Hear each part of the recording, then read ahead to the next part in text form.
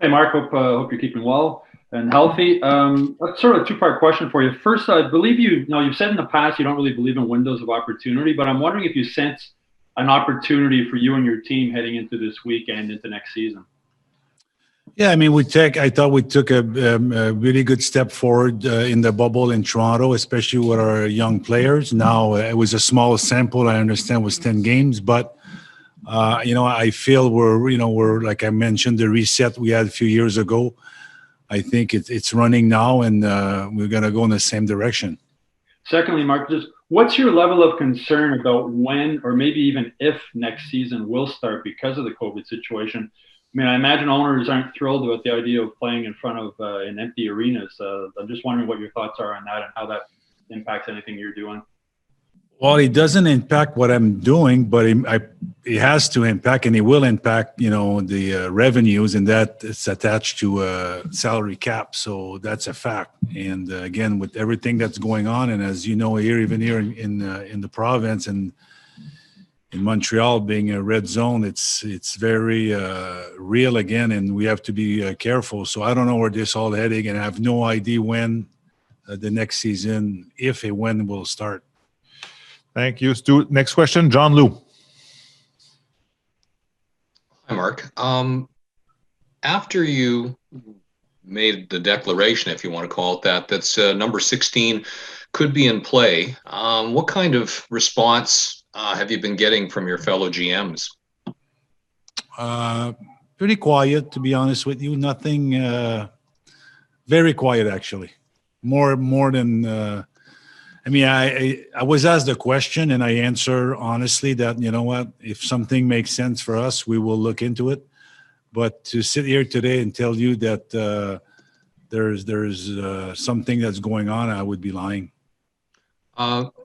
Because of the very unique nature of this week, draft immediately followed by free agency opening, what do you feel, based on the climate in the marketplace, might be the greater opportunity for you to improve the club more swiftly?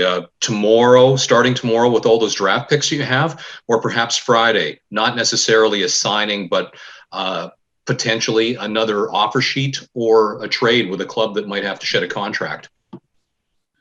A lot of teams are trying to move money, and the money they're trying to move obviously hasn't happened much so far. That means that it's hard to move money. So when it's hard to move money, that means there's no money in the system, and usually the money they like to move, it's so far what I've heard, it's nothing that really, they're good players, but will they make a difference where when you have your own players that you have to resign this year or moving forward? I think everybody's very, very careful about how money is being spent right now. And I see that because of the flat caps and where, with all COVID, where it's heading for the next few years. Hey, Mark. I'm just wondering, you always say that your best opportunity to improve your club is during the off season, and then you kind of have to live with it moving forward. I'm wondering what your level of optimism is that you'll be able to improve your club significantly to the point that you feel you'll be a solid playoff contender this season.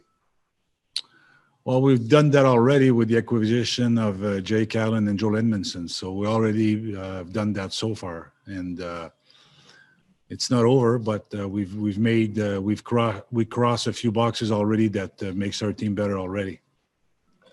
My other question for you, Mark, quickly, was just how do you feel about the necessary changes, I suppose, to Trevor's work over the last number of months and his staff? And Trevor said that you've been involved in a lot of those meetings. How do you feel that has enabled your staff to be that much more prepared, given the extra time for what the task is ahead over the next couple of days of the draft?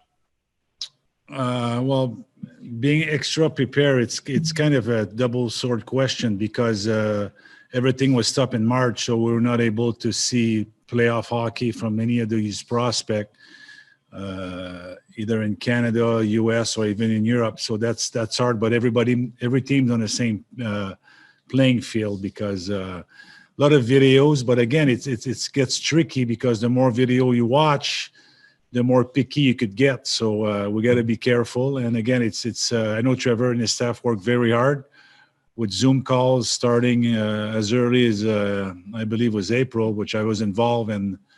They did have a second round of Zoom calls. So they've been working very hard, and we feel we're prepared. But again, every draft will be evaluated in years down the road. First of all, I just want to get every year heading into the draft over the last few years, we've heard of massive movement happening, and ultimately it doesn't seem to happen. And if judging by what you're saying, things seem to have quieted down of late. Why do you think teams are so tentative when it comes to pulling the trigger on moves and going ahead and being aggressive ahead of the draft? Why do you think that never doesn't tend to pan out? Economic flat cap.